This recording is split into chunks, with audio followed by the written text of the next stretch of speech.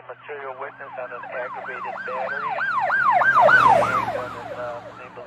Say, my name's Tom Riepe, and I had the honor and privilege to serve on the Port Angeles Police Department for over 32 years.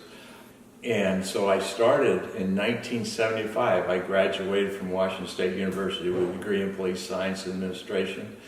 I came out at age 22. I joined as a reserve officer. And at that time, the reserves, they had a gray uniform shirt and dark blue pants in contrast to the more modern times. In May of 1977, 2 years later, I went to work full-time when they had an opening. I joined as then they called it a patrolman, not even a police officer. It was a patrolman. The badge said man on it.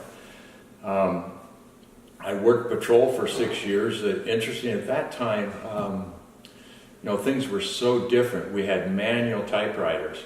We didn't even have photocopy machines.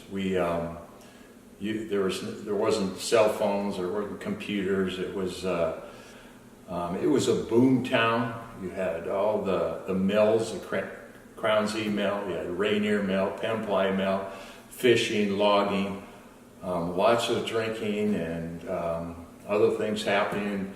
The officers had to deal with. It was a complex time.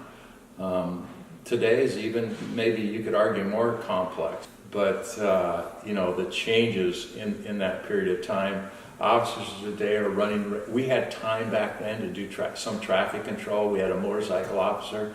Today, with revenues and budgets and everything officers are required to do, they don't have time hardly to do traffic. They're just running from call to call, trying to do all the work they could do. Back then, there was a little more time. We were busy. I remember when I was the first detective sergeant at the police department, and the detective division had just been started while I was there. And today, I'm still involved in a homicide investigation, which I testified to earlier this year, and which I'm scheduled to testify to in October. Tommy Ross Jr. was a serial killer who came through town. The other day at the grocery store, I met Gail Turton. He was a young officer, very progressive, that helped lift the fingerprint that turned out to be Ross's. That was in 1978, right after I got out of the police academy, and Gail Turton had only been on the force a year or two, and Rob Vail just a few years. I always felt honored to be a police officer. I love detectives. I think one of the things I'm proud of, we were the first agency in the area to start videotaping and recording child victims who've been abused, so we could put a better case together, show the courts how professional we were and responsible and professional we were. We had a separate room for the parents. They could watch the interview, or guardians of the children. Eventually that expanded to include suspects. But one of the things, I think back and I look back on my career, and other cases, a 15-year-old girl, she was raped and strangled and left on a waterfront trail shortly before my retirement. It tore me up, because when I see things happening to people, their lives are impacted, they're affected.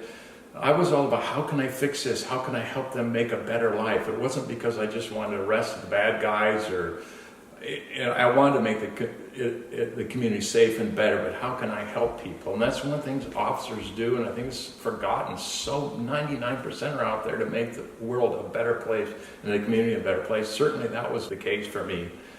One case that gets to me is this young woman. She was having drug problems, and I took her to the ER room a couple times. She was trying to commit suicide. She slashed her wrists, and they kicked her out of the ER room. Because she was combative, and she was just hanging out in the parking lot, and I didn't know what to do. I was a young patrol officer. Eventually she killed herself, and I'm always like, why? What could have I done better? It's all of us as police officers, all those things that I never had to use lethal force. I worked with officers that did. I respect and admire them, and always worry about how are they dealing with today, the things that they all go through. And so, anyway, The bottom line is, I think it made me a stronger person, that career, and hopefully,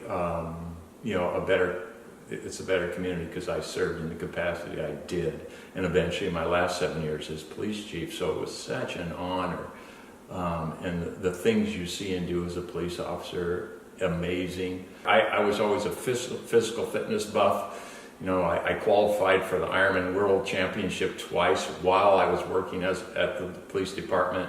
I kept a lot of that to myself, but it was like how I could blow off steam, go out and work out and run and ride my bikes and swim or hike so I think that's important today for officers to remember that, for the community to remember that, as we all try to, maintain a beautiful, healthy, vibrant community.